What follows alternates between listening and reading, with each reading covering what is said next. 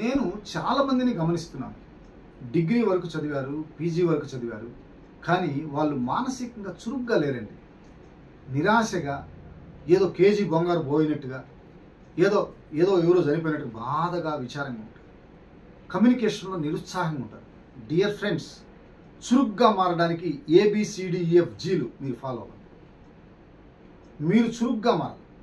A for abilities, మీలో ఉన్న శక్తి సామర్థ్యాలను పెంచుకోండి. Verbal communication, non verbal communication, పుస్తకాలు చదవండి, మీ శక్తి సామర్థ్యాలను పెంచుకోండి. ఎక్సర్సైజ్ చేయండి. యాక్టివ్గా ఉండడానికి మీ ఎబిలిటీస్ని పెంచుకోండి, మీ సామర్థ్యాలన్నింటినీ పెంచుకోండి.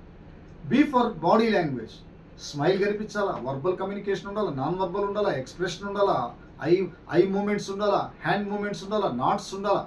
ఇవన్నీ బాడీ లాంగ్వేజ్లో చేయాలి. ఈ బాడీ లాంగ్వేజ్ కరెక్ట్గా చేస్తే మనం చురుగ్గా ఉంటాం. అంతేగాని బాగున్నావా అనేది కాదు, బాగున్నాను, ఎస్ ఇది. తర్వాత communication, C for communication, effective communication ఉండాలి.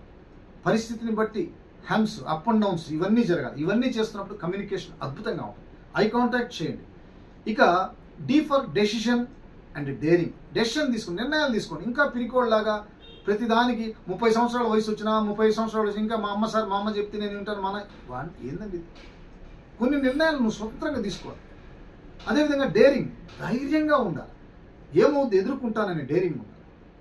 ఇక ఈ ఫర్ ఎమోషనల్ బ్యాలెన్స్, భయం వచ్చిందా, బాధ వచ్చిందా, విచారం వచ్చిందా, దాన్ని ఎదుర్కో, పోరాడు, ఒక యోధుడిగా ఉండు. నువ్వు యోధుడిగా ఉండడానికి ప్లాన్ చేయి. Don't be worry, you are a warrior. ఒక వ్యారియర్ లాగా ఉండు, వర్రీ అవ్వద్దు. వ్యారియర్ లాగా మారడానికి ఎమోషనల్ బ్యాలెన్స్ చేయి. ధైర్యంగా, కాన్ఫిడెంట్గా ఐ కాంటాక్ట్ చేసి. నెక్స్ట్ ఎఫ్ ఫర్ ఫాస్ట్నెస్, మనిషి యొక్క యాక్టివిటీస్లో ఫాస్ట్నెస్ ఉండండి.